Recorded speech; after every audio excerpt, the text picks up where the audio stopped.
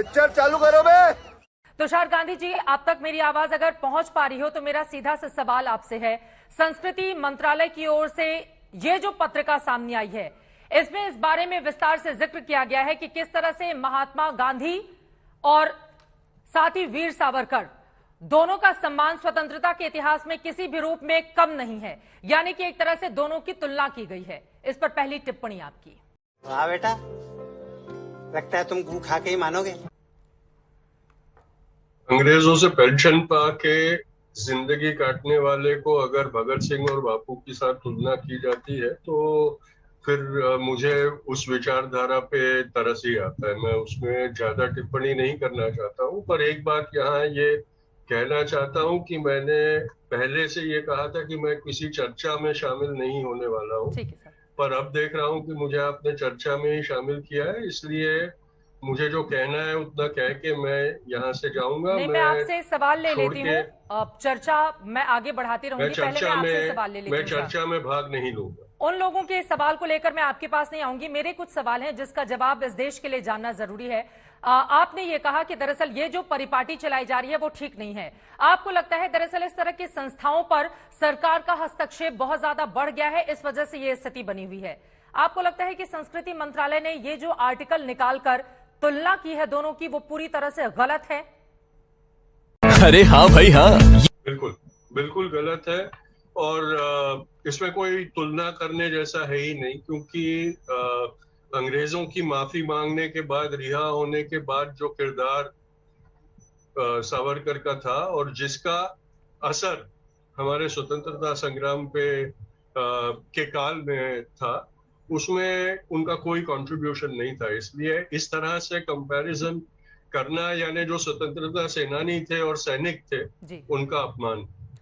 लेकिन कई बार समय समय पर दरअसल विरोधी दलों को मात देने के लिए रणनीति अख्तियार की जाती है। वीर सावरकर के संदर्भ में उनके समर्थक इसी बात की दलील देते हैं कि अंग्रेजों को मात देने के लिए उनको बड़ी लड़ाई लड़नी थी, इस वजह से उन्होंने माफी मांगी और फिर बाहर आकर स्वतंत्रता के लिए अपना पूरा जीवन उसमें झोंक दिया। तो क्या इतिहास ने उनके साथ नाइंसाफी की है उनके योगदान को लेकर? एक उदाहरण तो दे दे कि कहाँ वो बड़ा संग्राम लड़े, हो पेंशन लेके लड़े थे क्या? एक उदाहरण दे दे कि कौन सी स्वतंत्रता संग्राम की हिंसक या अहिंसक लड़ाई वो लड़े थे, अब बोल तो मान लेते हैं। अंग्रेजों की ओर से उनको दो बार फांसी की सजा सुनाई गई। दरअसल उनके समर्थक ये कहते हैं कि उन्होंने अंग्रेजों के खिलाफ बगावत का बिगुल फूंक दिया गया था। इस तरह से इतिहास में कहीं किसी भी व्यक्ति का जिक्र नहीं मिलता है जिसको दो बार फांसी की सजा सुनाई जाती हो। फांसी तो नहीं, इसी से उनके योगदान जी, फांसी नहीं, जन्म थी। किसी को 2 बार फांसी नहीं दी जा सकती। वो लाइफ सेंटेंस था, वो था, कबूल है कि वो दिया गया था, पर उसको अवॉइड करने के लिए क्या किया गया, वो हिस्ट्री में ये बात होती है कि आप आखिर में क्या करते हो उससे आपकी तुलना होती रहती है। जूडास जो था वो जीसस का बहुत बड़ा भक्त था, इनर सर्कल का था, पर आज जूडास को सिर्फ जीसस के साथ विश्वासघात के लिए ही याद किया जाता है। तुषार गांधी जी, वीर सावरकर के मामले में आपकी भी तलखी यहाँ पर साफ साफ नजर आ रही है, इसके पीछे की वजह क्या है? क्या तुलना हो गई इस वजह से ये नाराजगी है, या फिर इसके पीछे कोई और कारण है? ये विडंबना इसलिए है कि जिस जगह को बापू की हत्या का स्मारक बना के रखा है, गांधी स्मृति, वहीं की संस्था जीएसडीएस बापू की हत्या में अक्यूज्ड एक इंसान का महिमा मंडन करने के लिए अपनी पत्रिका का विशेषांक निकालते हैं। जी, शर्म करो शर्म, उसके खिलाफ ये बात है। अब आगे बढ़ते हुए मैं आपसे जानना चाहूंगी कि अगर इस तरह की स्थिति है, संस्कृति मंत्रालय की ओर से इस पत्रिका में तमाम बड़ाइयां की गई हैं वीर सावरकर की, इस बात का जिक्र करते हुए कि दरअसल स्वतंत्रता के आंदोलन में उनका जिस तरह का योगदान था, इतिहासकारों ने उनके साथ नाइंसाफी की, उनके योगदान को कमतर आंका गया। इसी वजह से मौजूदा वक्त में इस बात की जरूरत है कि उनके इतिहास में योगदान को अच्छे तरीके से लोगों तक पहुंचाया जाए। ये इस सरकार की फैशन है, इस आइडियोलॉजी की फैशन है कि जो इतिहास लिखा गया है उसको डिस्क्रेडिट किया जाए। इतने सालों से ये इतिहास, हाँ शायद वो हो सकता है कि बायस्ड हो सकता है, लेकिन वो उनके कार्यों के कारण जो बायसनेस आया है वो उसके कारण आया है। पर ये कहना कि इसलिए वो पूरा गलत है, वो मुझे लगता है कि ये इनकी मजबूरी है। बेचारों के पास खुद का इतिहास नहीं है, इसलिए जो इतिहास है उसको डिस्क्रेडिट करने की कोशिश करते हैं। आप किसके लिए कह रहे हैं कि बेचारों के पास खुद का इतिहास नहीं है, इस वजह से वो ऐसा कर रहे हैं? संघ परिवार को लेकर। लेकिन यहाँ पर जो वीर सावरकर के समर्थक हैं, उनका ये कहना है कि दरअसल हिंदुत्व के झंडा बरदार थे वीर सावरकर, इसी वजह से उनसे इतनी ज्यादा तलखी देखने को मिलती है। अच्छा। और पुरानी सरकारों ने भी उनके साथ नाइंसाफी की। मुझे कोई नाइंसाफी लगती नहीं है, वरना आपने ही जो शॉट्स दिखाए जो पहले रन किया, उसमें फिल्म्स डिवीजन को फिल्म बनाने को कहा गया, उनके प्रधानमंत्री ने उनके लिए डाक टिकट जारी किया, वो सारी चीजें हुई है। तो उसमें मुझे कोई ऐसा नहीं दिखता है कि उनको नजरअंदाज किया हो। वो भी गलत था, लेकिन वो हुआ था। यहां पर इतिहास में इस बात का भी जिक्र मिलता है, खुद इंदिरा गांधी ने वीर सावरकर को महान विभूति बनाया। 1970 में उनके नाम पर डाक टिकट जारी किया गया, फिल्म डिवीजन को उस समय भी उन पर फिल्म बनाने के लिए कहा गया। तो इतिहास में भी इस तरह के प्रमाण हैं, जब महान विभूति इंदिरा गांधी उनको कहती हैं। वो कह सकती है, वो उनका अपना अभिप्राय होगा, उनके समय की जरूरत होगी, जो भी होगा।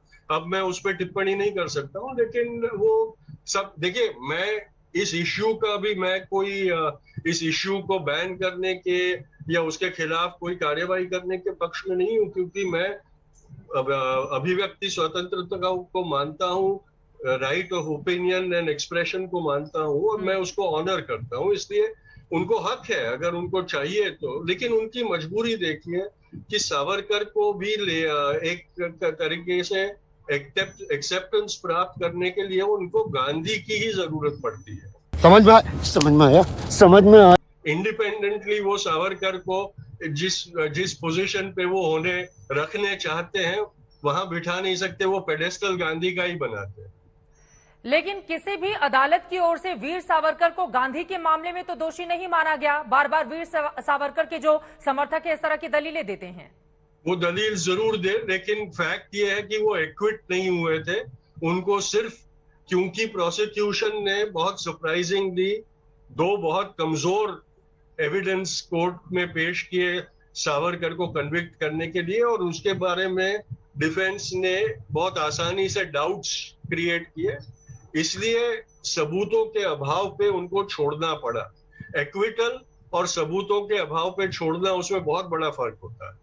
तो आप क्या नेहरू सरकार पर इतना बड़ा आरोप लगा रहे हैं क्योंकि उस दौर में तो उन्हीं की चलती थी, और क्या उन लोगों की ओर से सही एविडेंस नहीं रखे गए, इस वजह से महात्मा गांधी की हत्या के मामले में जो सच है वो सामने नहीं आया? आप ये कहना चाहते हैं? कुछ गलतियां हुई और उसके कारण जो बड़ी कॉन्स्पिरेसी थी वो ढक दी गई। शायद वो उस वक्त की जरूरत होगी, मैं नहीं जानता हूँ। मैंने बहुत रिसर्च करने की कोशिश की, लेकिन इसका जवाब नहीं ढूंढ पाया। मेरी किताब लेट्स किल गांधी में मैंने सब लिखा है। ठीक है। क्या वो षड्यंत्र नेहरू जी से लेकर इंदिरा गांधी के काल तक आती रही, और यहाँ पर तो इंदिरा गांधी के समय में अगर महान विभूति उनको बताया जाता रहा, यानी कि उनके विचारों में तब्दीली आई? आपकी बातों से यही लगता है? इंदिरा गांधी के ही काल में कपूर कमीशन भी बिठाया गया था। उनके शुरुआत के दौर में ही कपूर कमीशन बिठाया गया था, और उसमें साफ साफ सावरकर और ऑर्गेनाइजेशनल इन्वॉल्वमेंट इन बापूज मर्डर की कॉन्स्पिरेसी के बारे में बात की गई।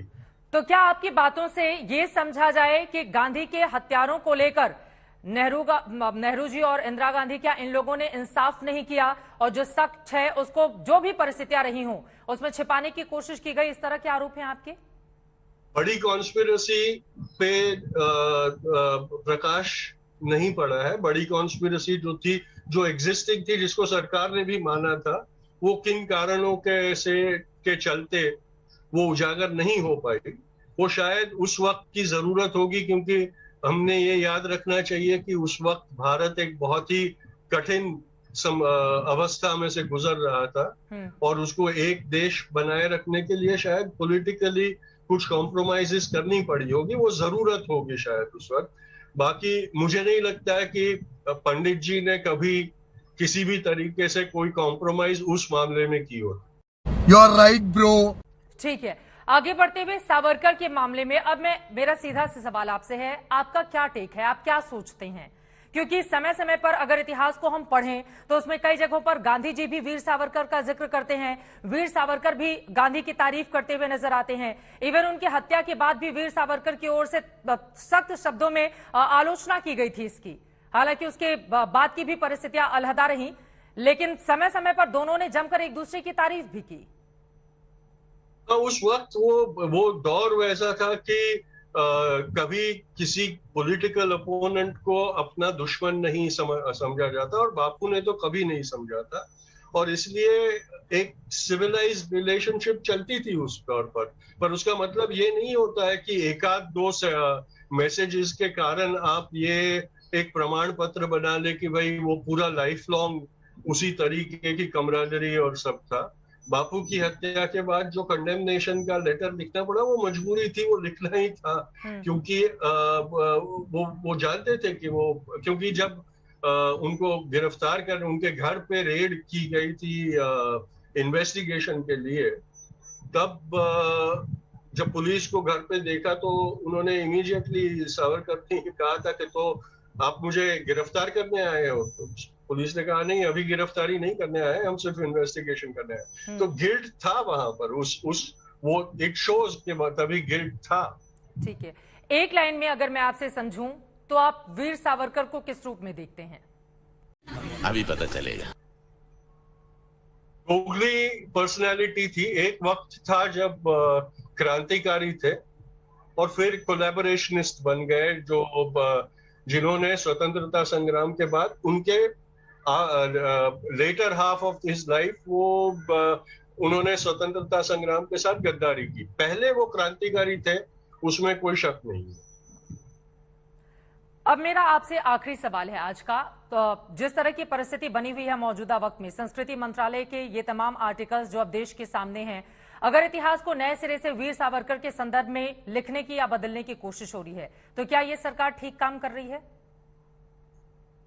नहीं, ये उनकी मजबूरी है, उनको नया इतिहास लिखना ही पड़ेगा, और उनके पास ताकत है तो वो करेंगे वो चीज। उसमें हमें कोई बहुत शॉक होने की जरूरत नहीं है। ये एजेंडा है उनका और वो लोग अपना एजेंडा निभा रहे हैं।